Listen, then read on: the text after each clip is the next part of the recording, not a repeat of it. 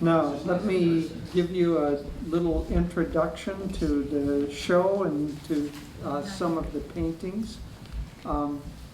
First of all, I'm really, really happy to be able to share the art, and Davy should be up here too. She's a part of this.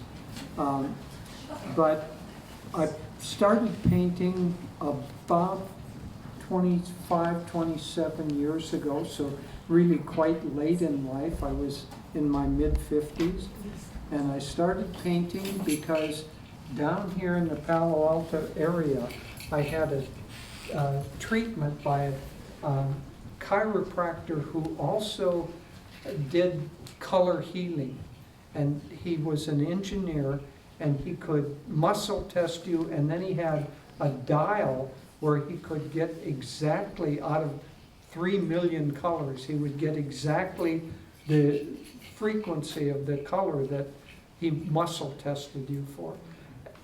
Frankly, I am rarely affected by subtle healing methods, you know. It just doesn't work with me. But this time, I looked into a tube. At first there was a kind of a ruby red, and then a sapphire blue and an emerald green.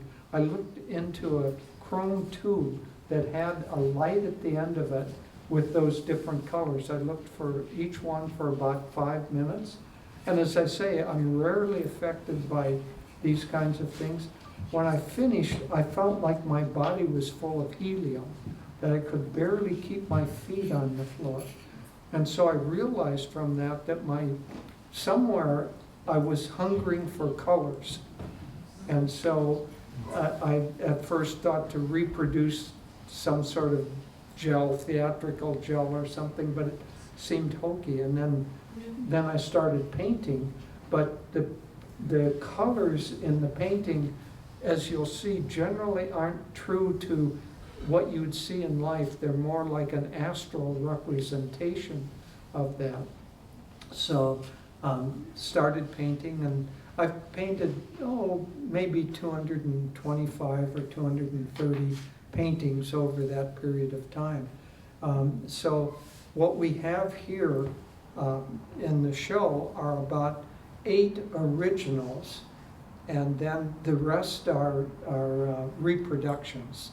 And so the originals are original, they're unique. If you get an original, the image can be reproduced, but the energy in the original, in a sense, can't be. So those are higher price, and then the reproductions are really as inexpensive as we can make them because we enjoy sharing the art.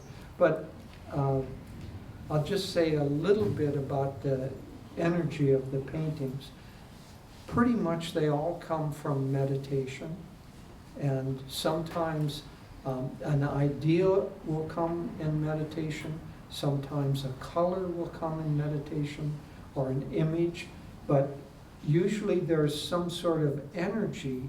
And then I don't resonate very well with completely abstract art, or to me it feels a little ungrounded.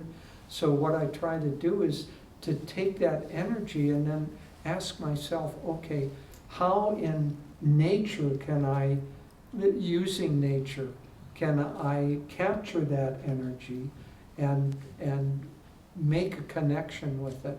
And so, as I say, the colors are usually a little bit more astral-like than trying to be just with reality.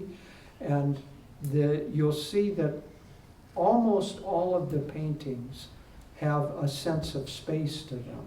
So I rarely will paint just something like an interior of a room, because for me, it feels kind of enclosed. So almost all the paintings head off into infinity.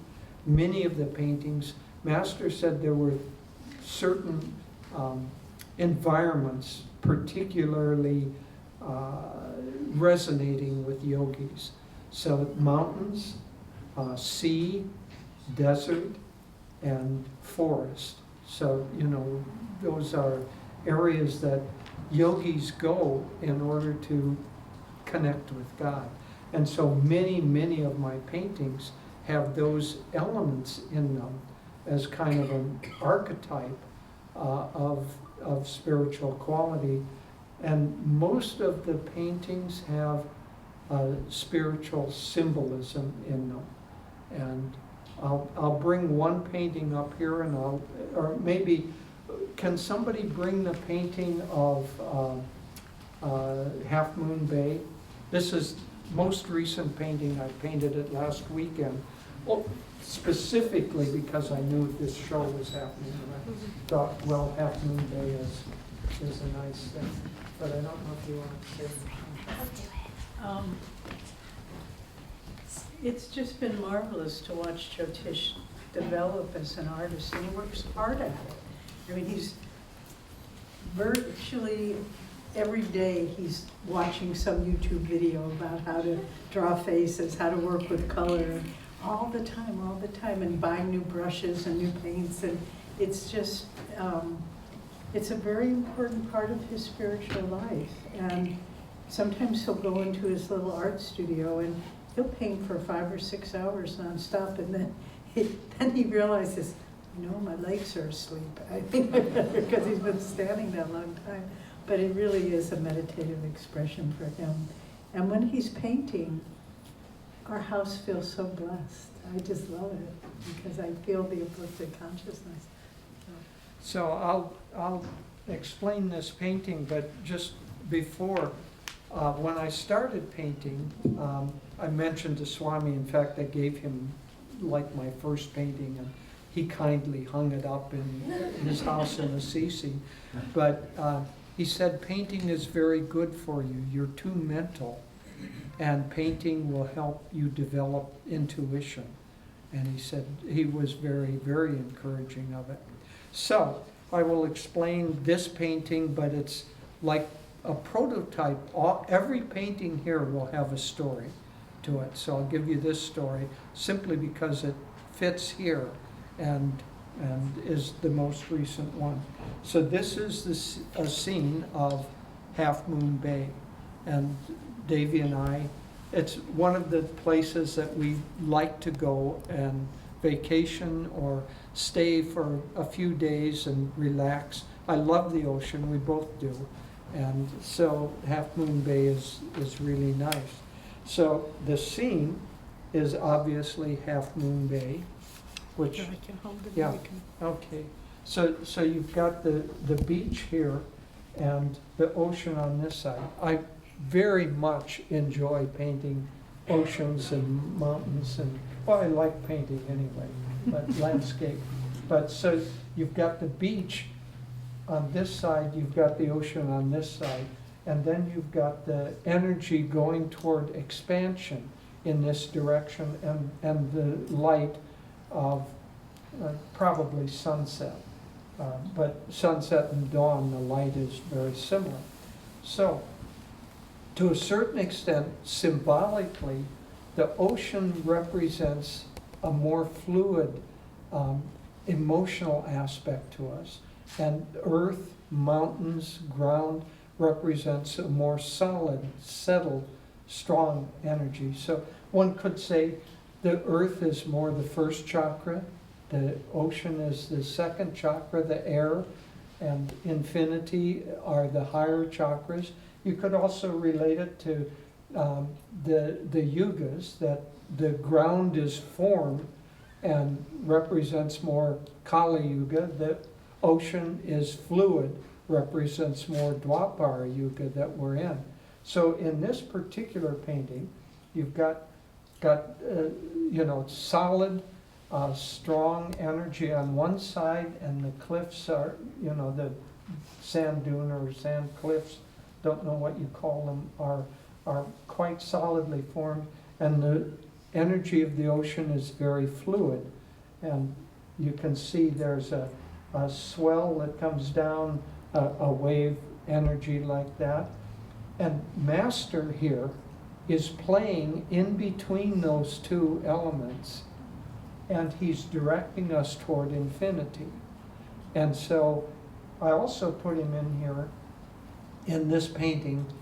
You know, he could have Okay, he could have been up on the cliff and blessing, would have given one kind of energy, but I wanted him to be like the spiritual energy that unites the solid and the past and the present, unites the grounded and the more fluid, but also in such a way that he's playful. I mean, all of us have probably walked in the waves, and here he's walking in the waves. If you look closely, he's got his little pant legs rolled up, and he's holding his shoes, just like we would do. So he's very relatable. He's not distant.